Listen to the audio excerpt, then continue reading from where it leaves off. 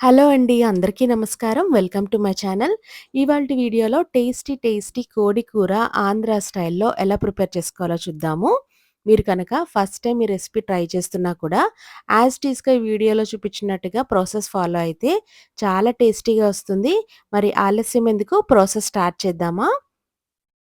ముందుగా ఒక కడాయిలో 2 టేబుల్ స్పూన్స్ ఆయిల్ వేసి ఆయిల్‌ని వేడి చేసుకోవాలి. ఇందులో ఒక మీడియం సైజ్ ఆనియన్‌ని ఇలా సన్నటి ముక్కలుగా కట్ చేసుకొని వేయించుకోవాలి. ఇందులోనే ఒక 2, 3 పచ్చిమిర్చి కూడా ఇలా సన్నంగా ముక్కలుగా కట్ చేసుకొని వేసుకోవాలి.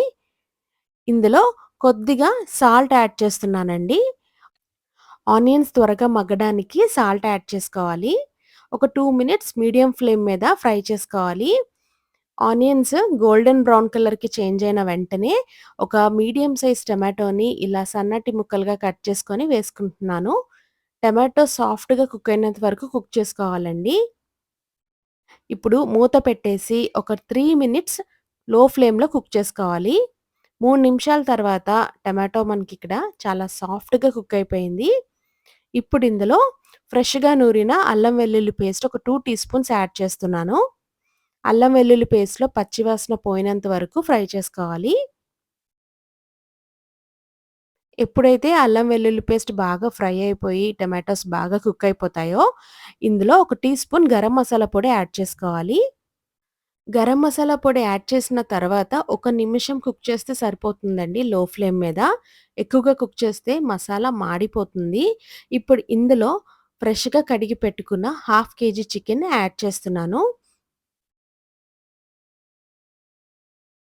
ఇప్పుడు ఇందులో ఒక టీ స్పూన్ ధనియాల పొడి, అలానే ఒక టీ స్పూన్ సాల్ట్ యాడ్ చేసుకోవాలి. ధనియాల పొడి వేయడం వల్ల చికెన్‌కి మంచి ఫ్లేవర్ వస్తుందండి. ఒక్కసారి బాగా కలిపేసి మూత పెట్టేసి మంటని లో ఫ్లేమ్ మీదే ఉంచి ఒక 20 నిమిషాలు కుక్ చేసుకోవాలి. 20 నిమిషాల తర్వాత కొద్దిగా వాటర్ రిలీజ్ అయింది కదా చికెన్ నుండి.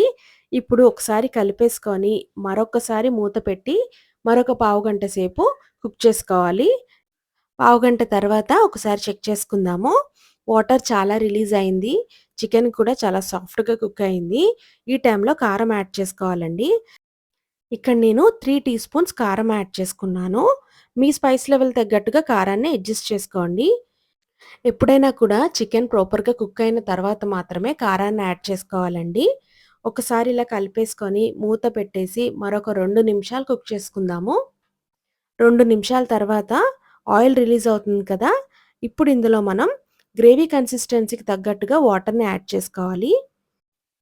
ఇందులో నేను 2 కప్పుల వాటర్‌ని యాడ్ చేసుకుంటున్నానండి. వాటర్ వేసుకున్నాక ఒకసారి కలిపేసుకొని మూత పెట్టేసి మరొక 10 నిమిషాలు కుక్ చేసుకోవాలండి. 10 నిమిషాల తర్వాత ఒకసారి చెక్ చేసుకుందాము. ఆయిల్ బాగా రిలీజ్ అవుతుంది కదా! గ్రేవీ థిక్‌నెస్ కూడా కరెక్ట్‌గా ఫార్మ్ అయింది. అంతేనండి, చాలా సింపుల్‌గా టేస్టీ కోడి కూర రెడీ అయిపోయింది.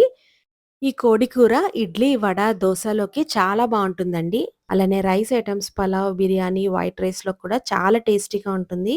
మీరు ఈ రెసిపీని ట్రై చేసి ఎలా కుదిరిందో నాతో షేర్ చేసుకోండి. మరిన్ని ఇంట్రెస్టింగ్ రెసిపీస్ కోసం please like, share and subscribe to my channel. Thank you.